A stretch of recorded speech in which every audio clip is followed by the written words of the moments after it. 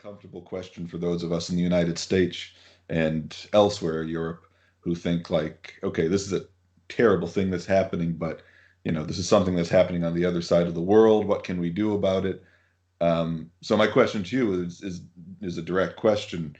Um, are we benefiting directly from slave labor in China? Obvious, it is very obvious. I mean, sadly, yes. I mean, maybe some of the products I have bought might come from, slave labor from my own people. And it is not a secret that Chinese government often used prisoners to work long hours, 15, 16, 17 hours. I know some ex-prisoners, even before this a camp network started, that any person, after they receive their sentence, then they are sent to the camps, labor camps. They are all these big large prisons, they have factories.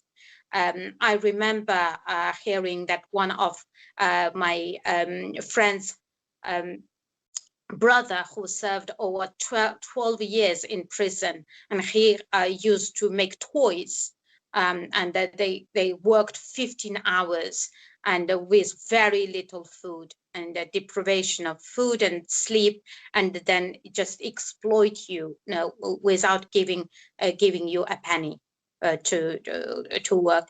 And now, of course, after detaining so many millions of Uyghurs and other Turkic minorities, it is one of the things is to humiliate, to torture, to break your spirit, to make you become so like a second class, or make you become, what can I say? There were people told me that after taking some of those drugs, some of those pills, that after taking that, you lost even feeling towards your family. Even this one lady said she even couldn't remember her 5-year-old daughter.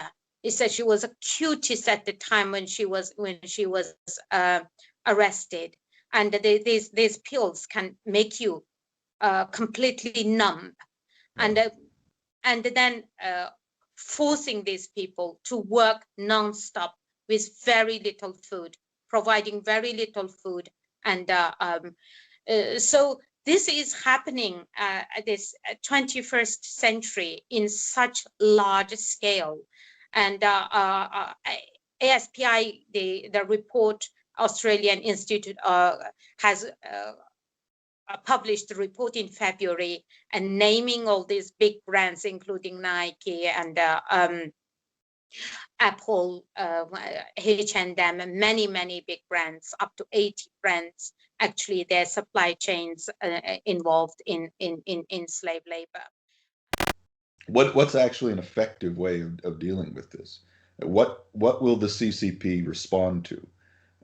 Will they respond to political pressure? Will they respond to economic pressure? How does an average citizen start to try to turn the ship around? What's the most effective way of doing that? Do you have a sense of that yet, or not? Well, I think economic power, actually, it's economic power that made China become so arrogant and feel that they are the top of the world, that they can use the money to bribe, to do what they want. For example, now the Arab countries, for example, all the third world countries, Africa is completely in the hands of China. So the reason a lot of resolutions, for example, cannot pass in the UN because of the control, the humiliation and manipulating the world order. It's all because of money, and the money, within the last 30 years, China became so so powerful economically because of this cheap labor, because of the, although and then maybe 10 years ago, people didn't talk about slave labor, but even just the ordinary people, when you compare even the Chinese people who are working in factories, they were Yeah. just surviving, in order to make the country so powerful and wealthy. So the economic power, I believe, is one of the main reason.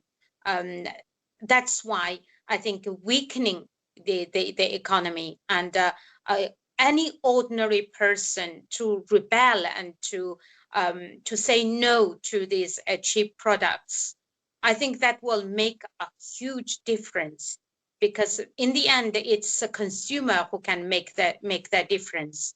Yeah. And it's the people who can make the difference. But sadly, a lot of people, they don't think that one person can make any difference.